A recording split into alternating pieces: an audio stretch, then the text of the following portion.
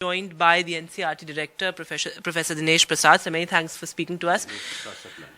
जी, सबसे पहले ये बताइए कि ये जो रैशनलाइजेशन प्रोसेस है कोट एंड कोट, इसके बारे में, इसकी प्रक्रिया के बारे में बताइए, किस आधार पर सिलेबस रैशनलाइज किया जाता है। और दूसरी चीज़ ये बताइए कि एक चीज़ जो बार बार कही जा रही है कि कुछ पार्ट्स ऐसे हैं जो इरेलीवेंट हो जाते हैं एक पॉइंट के बाद, रिडंडेंट हो जाते हैं, तो किस आधार पर ये रैशनलाइजेशन होता है, किस आधार पर ये डिसाइड किया जाता है कि इस पार्ट को ओमिट कर दिया जाए और इस पार्ट को पढ़ाया जाए। First of all, it is not rationalization of syllabus. Right. It is rationalization of textbooks. And as it has been clearly, mentioned, and we have given lot of clarification to media, print, electronic media, and to the country as a whole last year, that due to the pandemic, COVID-19, lot of learning loss and mental trauma our students underwent. To help the stressed students in this traumatic situation and then be responsible for the society and the nation, it was felt that the content load in textbooks must be reduced. Right.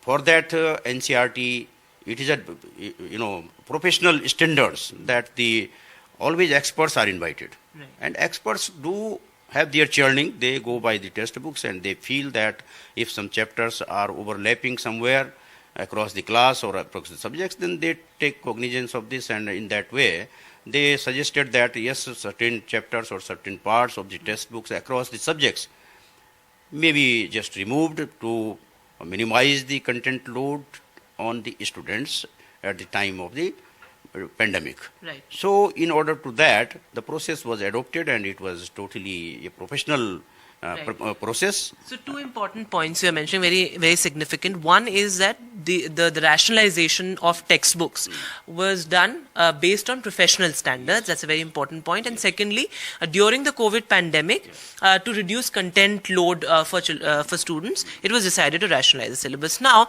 let me also ask you about what has really become a point of debate, a point of contention, and it's a job to ask that.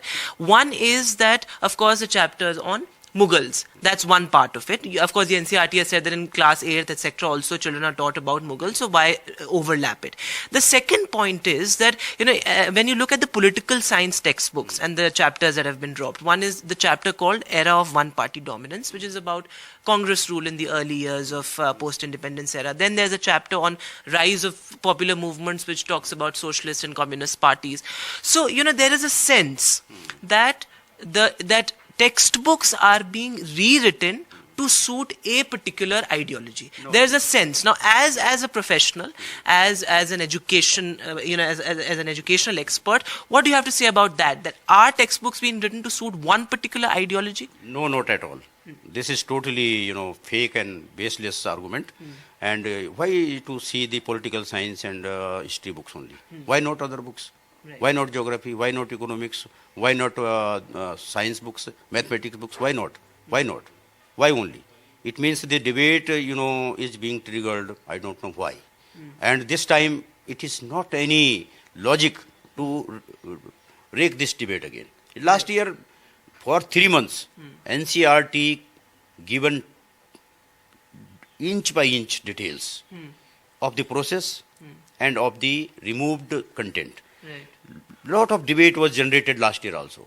And for 3 months, we met each and every electronic and print media group, and we just justified our stand, justified and clarified our stand, and the nation was convinced about that. Right. Yes, it was not any bias, nothing bias.